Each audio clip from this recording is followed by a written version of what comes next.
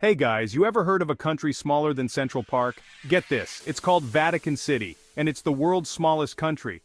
We're talking 110 acres, folks. Basically a walk in the park if your park had a pope.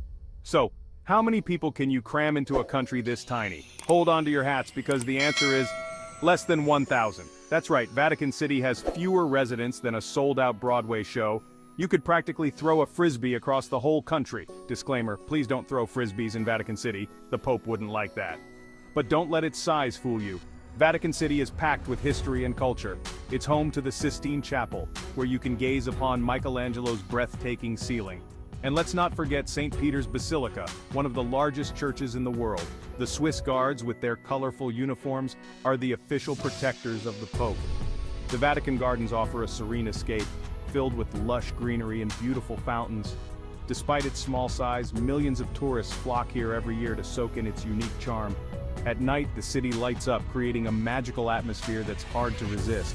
And if you're lucky, you might even catch a glimpse of the Pope addressing the crowd from his balcony. So next time you're planning a trip, consider adding Vatican City to your list. It's a tiny country with a big heart, and it's sure to leave a lasting impression. Now you might be wondering who runs this pint-sized nation. Well, it's none other than the big guy himself, the Pope. He's like the CEO, the head honcho, the big cheese. You get the picture. Vatican City is the headquarters of the Catholic Church, and the Pope's got the keys to the castle. Literally. He lives in the Apostolic Palace, which sounds way fancier than my two-bedroom apartment. But, hey, at least I don't have to share a bathroom with thousands of tourists every day, right? Speaking of the Pope, he's kind of a big deal, like globally recognized rock star status. He leads over 1 billion Catholics worldwide, which is more people than the population of Europe.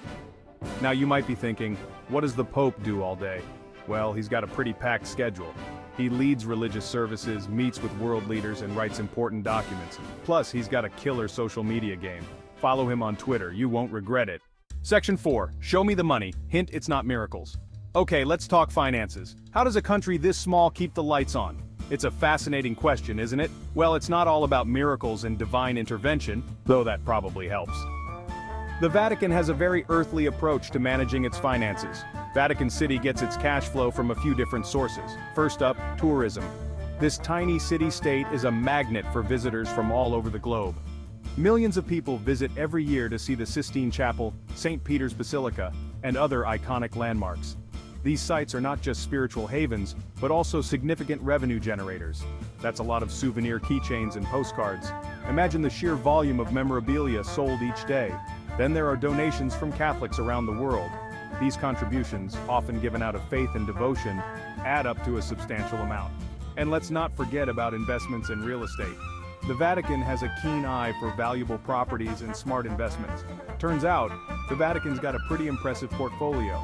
From stocks and bonds to prime real estate, their financial acumen is nothing short of remarkable. So, while divine intervention might play a role, it's clear that strategic financial planning is the real miracle here. Section 5. Fun facts, fit for a papal tiara. Alright, time for some fun facts. Vatican City, the smallest independent state in the world, is packed with fascinating tidbits that will blow your mind. Did you know that Vatican City has its own post office, currency, and even a radio station? Yes, you heard that right. The Vatican issues its own stamps, which are highly sought after by collectors worldwide. The currency, the Vatican lira, was used until the euro was adopted, and Vatican radio broadcasts in multiple languages, reaching millions of listeners globally. They're serious about this whole independent nation thing. Despite its tiny size, Vatican City operates like a well-oiled machine, maintaining its sovereignty with pride and precision. And get this, the Vatican museums are so vast it would take you 4 years to see everything if you looked at each piece of art for just 1 minute.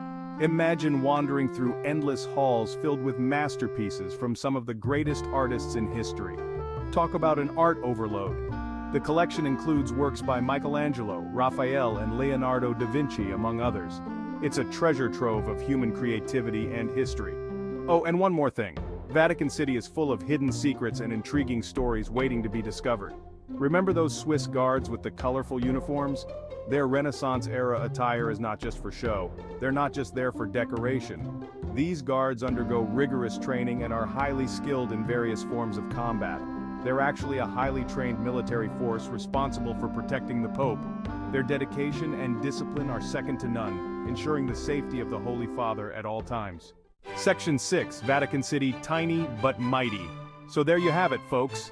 Vatican City, the world's smallest country with a whole lot of personality. It's got history, art, culture, and a leader with a direct line to the big guy upstairs. Next time you're planning a trip, why not add this pint-sized nation to your list? Just be sure to pack your walking shoes, your sense of humor, and maybe a selfie.